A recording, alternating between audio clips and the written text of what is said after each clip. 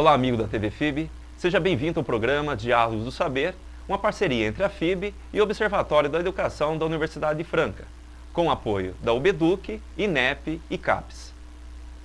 O programa Diálogos do Saber se destina a discutir temas da atualidade, temas de provocação social. Trazemos sempre aos nossos estúdios educadores, professores, pessoas de várias áreas que discutem de forma simples e objetiva todos estes temas. No programa de hoje, iremos discutir os grandes desafios da educação brasileira. O que podemos esperar de um Brasil onde a formação de professores se torna cada vez mais rápida? O que esperar de um Brasil onde se forma professores numa quantidade muito pequena perante a grande necessidade do mercado? Como pensar uma educação que seja verdadeiramente emancipadora, que forme o cidadão para a prática social? Para debater essas questões, contamos com a presença da professora Maria Regina Momesso, que é coordenadora do Observatório da Educação, também professora num curso de mestrado em Linguística na Universidade de Franca e pesquisadora em discurso e redes sociais. E também a presença da professora Clemari Marques Ribeiro, que é educadora, formada em filosofia, mestre em filosofia da linguagem e coordenadora pedagógica. Professora Maria Regina, seja bem-vinda. Obrigada, prazer estar aqui. Professora Clemari, seja bem-vinda. Obrigada. Bom, o educador Paulo Freire, na obra Pedagogia do Oprimido, afirma que, antes de ensinar a palavra, é necessário ensinar ao homem a ler o mundo. E é justamente com essa sentença de Paulo Freire que vamos provocar a discussão aqui.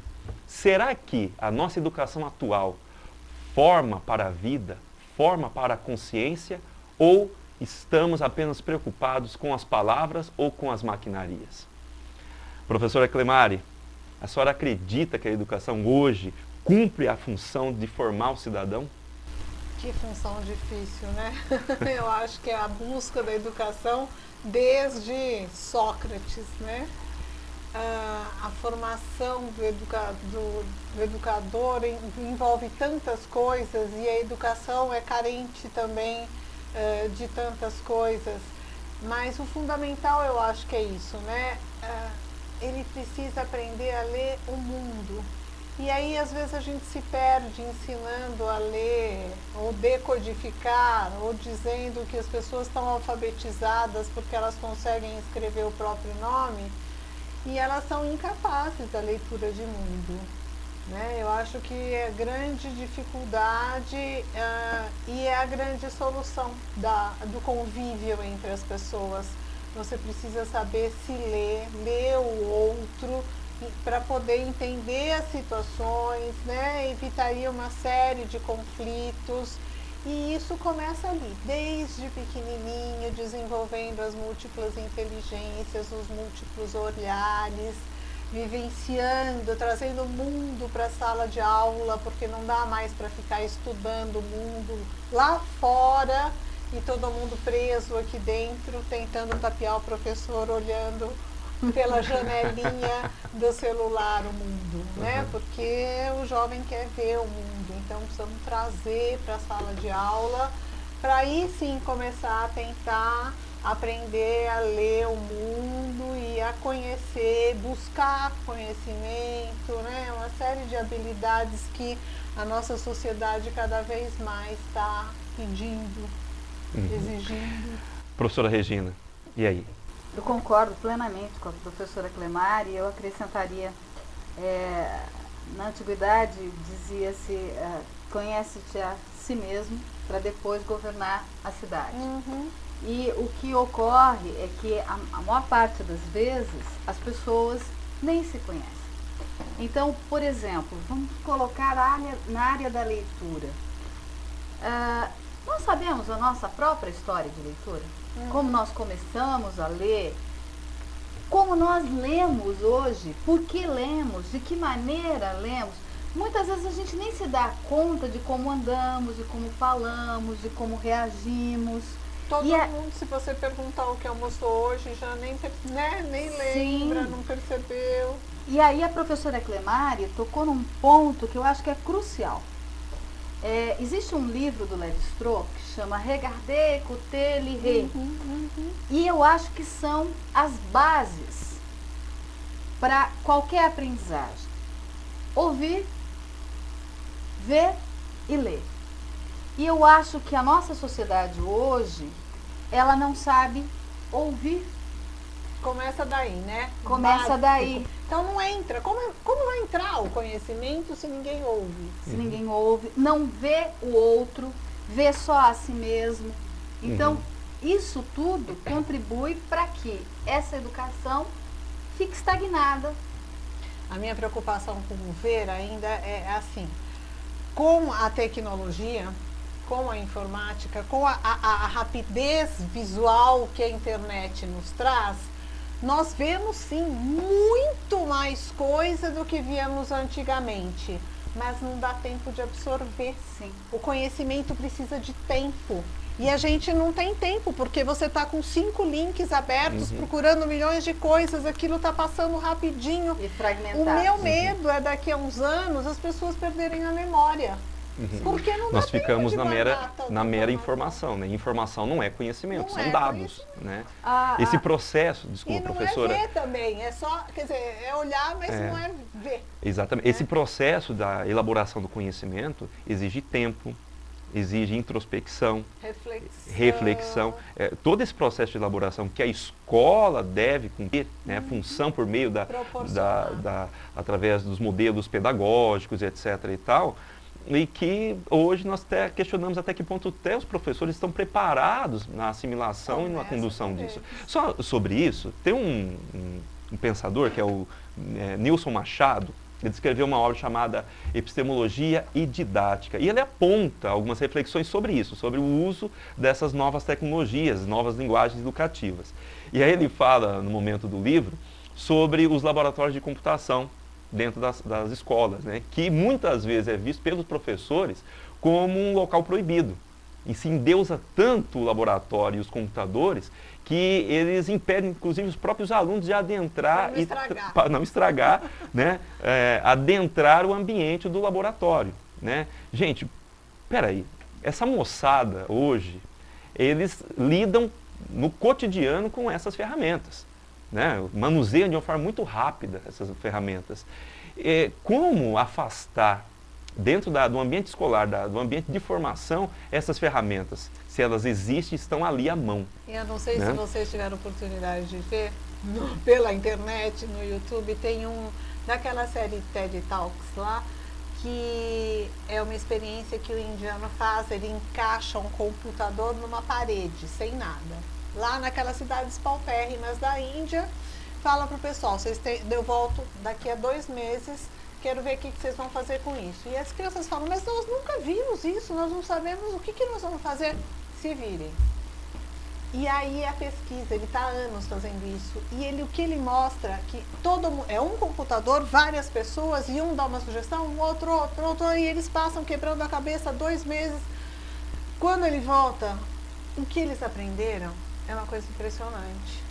Então é assim também, se você eu compartilhar, eu trocar ideia, eu tentar descobrir junto, né? Pegar aquela ferramenta e deixar eles pesquisarem a exaustão. Você não precisa dar todas as fórmulas prontas, deixa na mão deles que essa turma vai longe. E olha, a frase do professor Paulo Freire, quando diz, antes de ensinar a palavra é necessário ensinar o homem a ler o mundo, ele quer dizer uma coisa, ele quer dizer, olha, o indivíduo só aprende de fato quando ele toma consciência do seu meio. O processo de libertação do sujeito só ocorre no momento que ele cria essa percepção de autonomia à sua volta. Esses indivíduos, dentro dessa experiência do professor aí, eles vão passar justamente por esse processo, né? A coletividade, né? O se juntar, o dar sentido à sua própria realidade. Como que nós vamos encontrar essa solução? Exatamente, né? né? É a necessidade que cria, né, a busca pelo conhecimento. Exatamente. Então, na verdade, a autonomia, e isso são pistas para realmente uma educação inclusiva, uma educação emancipadora, né? Ela só ocorre quando o indivíduo se torna sujeito, né? O agente. Ele se vê no mundo, né? E ela só vai ocorrer como sujeito a partir do momento também que você dá condições para esse indivíduo ser sujeito. Exatamente. Um grande exemplo disso é a pichação. A pichação e o grafite. Então, por que existe a pichação? Porque há pessoas que têm necessidade de serem ouvidas, né? De se expressarem. Daí o que ocorre? Elas são rechaçadas e elas se sentem rechaçadas. E a única forma de você fazer com que isso se modifique é educar esse indivíduo e mostrar para ele que ele pode ser ouvido se ele tiver uma outra postura. Usar o canal certo, sim, né? se ele souber usar a linguagem adequadamente. E aí vem aquilo que a gente estava comentando, o gestor. Né? A partir do momento que o diretor da escola abre a sala de informática para eles entrarem como estava lá no meio da rua na parede. Está aberto a qualquer momento para eles vão estragar. Paciência, né? O Estado doou para investigação, para tentativa e erro. Ao mesmo tempo eles vão descobrir muita coisa. E não trancar 7 chaves o material, porque pode ser que seja roubado. E tem que se confiar nas pessoas, né? A educação, ela, na verdade, é um acreditar no outro, né? Se nós não acreditamos no outro, se não damos ao outro a confiança de que ele pode, de que ele consegue... É de valorizar. Exatamente. É de valorizar. Nós não saímos do lugar. Né? Uma experiência que nós fizemos no Observatório da Educação com o Facebook foi dar a esses alunos a oportunidade de pegar um tema e eles produzirem um material acerca desse tema e depois essa produção ser socializada e discutida com seus pares. Nossa. Então, quando este aluno ele se vê lá naquela ferramenta e outras pessoas que não os seus pares ali locais, próximos, ele se sente útil, ele se sente valorizado, visto, como ele você se sente falando, visto, né? Porque hoje a grande moeda é a audiência. Né? O Big Brother, por exemplo, por que ele faz tanto sucesso? Porque ao mesmo tempo todos veem e ninguém enxerga, né? Sim. Então ele quer estar lá e ter esse retorno de que ele foi enxergado, que teve ele uma foi olhado, troca, que ele pode compartilhar. Que ele é alguém no mundo. Não é só uma imagem. Porque a maior parte das vezes que a gente vê dentro das escolas, tanto em relação ao professor quanto em relação aos alunos, é que cada um se sente não olhado, não ouvido, ignorado. Ignorado. É como se as coisas, né, como você mesmo disse, como se a maquinaria fosse mais importante que o ser humano. Exatamente. Pois bem, olha, e aí entramos numa outra questão, que é justamente as potencialidades do sujeito e as várias competências ou inteligências, né, que giram em torno da pessoa, do indivíduo, né? E se falamos realmente da educação enquanto a busca da autonomia, né, da conscientização do sujeito do seu espaço, do seu meio e da confiança, do voto de confiança que se deve dar a esse sujeito, entramos justamente na questão das potencialidades. E é isso que iremos discutir no próximo bloco. Não saia daí!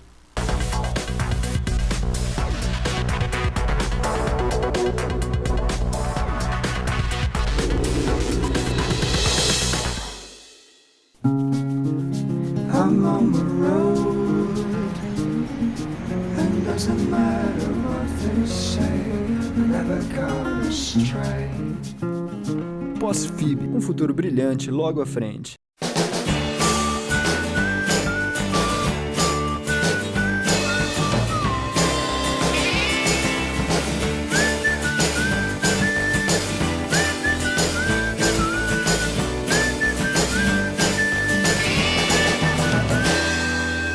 I wanna things to do.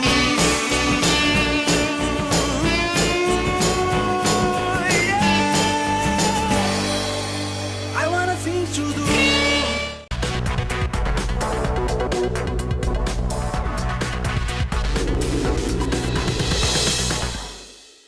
Voltamos ao programa Diálogos do Saber, hoje discutindo os desafios da educação no mundo contemporâneo, com a professora Clemari e a professora Regina Momesso. Como avaliar as inteligências múltiplas e as várias competências do sujeito? Hoje, novos estudos sobre cérebro, mente, mostram que cada vez mais o ser humano é um ser de infinitas possibilidades. O psicólogo Howard Gardner, na sua obra Inteligências Múltiplas, lançou pistas sobre diferentes olhares nas potencialidades que envolvem o ser humano. 8 inteligências foram elencadas por ele. Iremos discutir um pouco essas potencialidades e eu quero lançar a professora Maria Regina. Professora, onde essas novas abordagens, esses novos estudos sobre inteligências, competências, podem nos ajudar no ensino e na aprendizagem? Muito bem, Fauzi. Atualmente, os PCNEMs, os PCNs e toda a estrutura que tem se proposto para a avaliação, ela está estruturada dentro de um tripé, que são as competências, as habilidades e os valores que isso molda. Então, eu entendo assim, a didática hoje, ela tem que ser muito mais elaborada e inovadora do que antes. Por quê?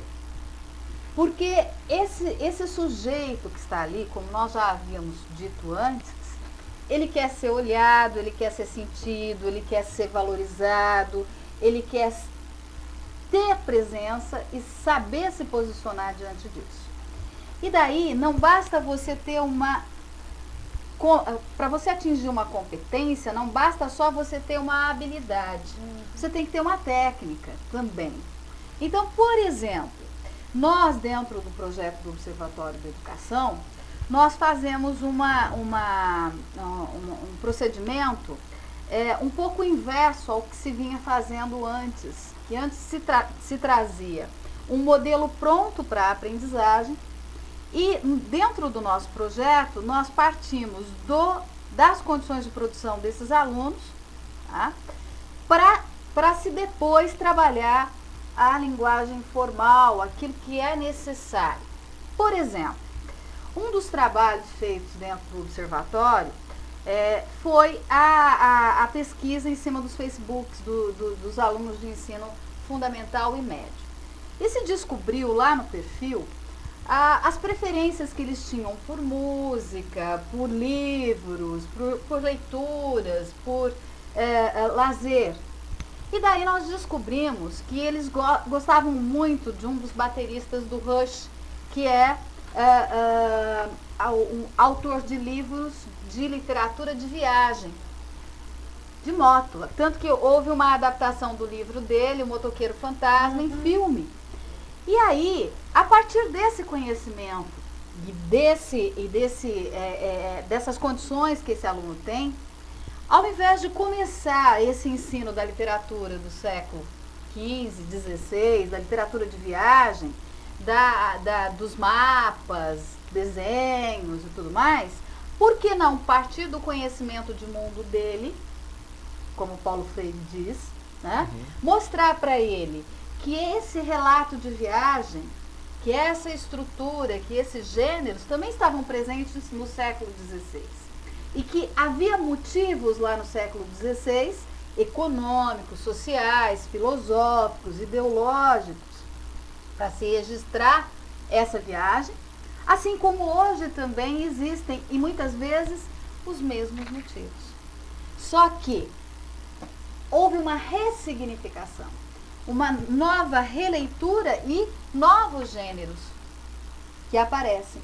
Então, quando esse indivíduo percebe que ele, dentro do mundo dele, aquela literatura, por exemplo, que ele achava chata, que ele achava estranha, ou que estava muito distante dele, ele percebe que faz parte do cotidiano dele. Então, a didática hoje, e o ensino e a aprendizagem sempre deve partir, como sempre houve a proposta, né? De partir da realidade. Professora Clemari. A minha preocupação aí é com o Gardner. Não a minha preocupação, mas o quanto eu acho que ele pode ajudar. Porque a gente tem toda uma história de educação baseada na competência leitora, escritora e lógico-matemática. Né? E a partir do momento que a gente sabe que os estudos mostram, pesquisas, e o educador toma ciência de que existem 8 ou mais tipos de inteligência, não dá mais para fechar os olhos e continuar mandando ler um livro e depois fazendo uma prova escrita sobre o livro, né? Então é aí que entra a tecnologia. Vamos criar um slow motion, vamos fazer um videoclipe, vamos usar a tecnologia para reforçar aqueles que não têm aquela inteligência escritora tão desenvolvida, mas que conseguiram captar, fazer uma leitura boa, relacionar com trazer aquilo para a realidade. Então vamos fazer uma adaptação. O Alto da Barca do Inferno é lá da Idade Média, mas dá para fazer uma adaptação atual, fazer um julgamento, montar toda fazer aquela... um jogo. Sabe? E aí aí sim você tá não só avaliando as inteligências dele, mas desenvolvendo as outras inteligências que ele tem, que talvez não, vão depois ajudar na linguística, na matemática, né? Tem o sinestésico, tem aquele que tem um relacionamento interpessoal, que consegue trabalhar num grupo maravilhosamente bem. Então o mundo vai pedir isso. Nós temos que pensar, a educação agora tem que pensar no objetivo. Daqui a 20 anos, que aluno que eu quero jogar no mercado, que competências eles vão precisar. E aí você vai voltando. Então o que eu tenho que fazer agora? Né? Não dá para ficar elucubrando, imaginando milhões de coisas. A coisa está emergente, como você disse, e a gente tem que... O Gardner, ele elenca uma coisa bem interessante. Ele diz assim, que durante muito tempo a escola, como a senhora mesma colocou, a professora Clemari, valorizou muito a inteligência lógico-matemática e linguística, né? Os alunos que se dão bem nisso eram considerados os burros, mais, né? exatamente. Como assim? Aqueles que não conseguiam realmente eram rotulados, né? Excelentes músicos, Isso. excelentes físicos, Exatamente. eram tidos como... E só para o telespectador entender um pouquinho, as 8 inteligências que o Gardner elenca, existe a inteligência lógica, que é essa lógico-matemática que falamos aqui, a inteligência linguística, a inteligência corporal, corpóreo-sinestésica, naturalista, intrapessoal, interpessoal, espacial e musical. Cada uma dessas competências, ele dá justamente uma dimensão ao indivíduo, uma facilidade desse indivíduo de se relacionar com o seu meio, né? E pode estar presente em uma pessoa várias dessas inteligências bem desenvolvidas ou não. Então, assim, o que o Gardner coloca, né, professor, é que em algumas pessoas há uma evidência maior de uma competência, e que significa que ela vá ter grandes dificuldades em outras. Mas, às vezes, para chegar àquela que é menos desenvolvida, se utiliza essa que é bem desenvolvida para que ele possa suprir aquela falta numa competência menor, né? É aquela história, o Mozart era péssimo aluno, mas ele lia o mundo maravilhosamente bem através da música. O Einstein era péssimo aluno, mas ele lia não só o mundo, como o universo, né, maravilhosamente bem através de outras competências. Então, é aí, inclusive, que está o MEC buscando, né, o desenvolvimento de competências, esse olhar mais amplo para todas as competências dos alunos. Sempre partindo da realidade. Partindo da realidade deles, porque às vezes não é que ele não tenha uma competência, ele faz parte de um meio, ele está num meio que não houve estímulo para ele. Né? Professora Regina, o Observatório da Educação trabalha com várias modalidades, né, didáticas para estimular essas competências, né? A senhora pode dizer um pouquinho? Nós trabalhamos, como nós trabalhamos com práticas de leitura e escrita, nós não trabalhamos só a visão da prática de leitura e escrita como se fosse a escrita gráfica ou verbal. Mas nós trabalhamos a escrita pensada. Uma pintura é um tipo de escrita. Um registro. A música, o som, é um tipo de escrita. Só que é um tipo de registro diferenciado.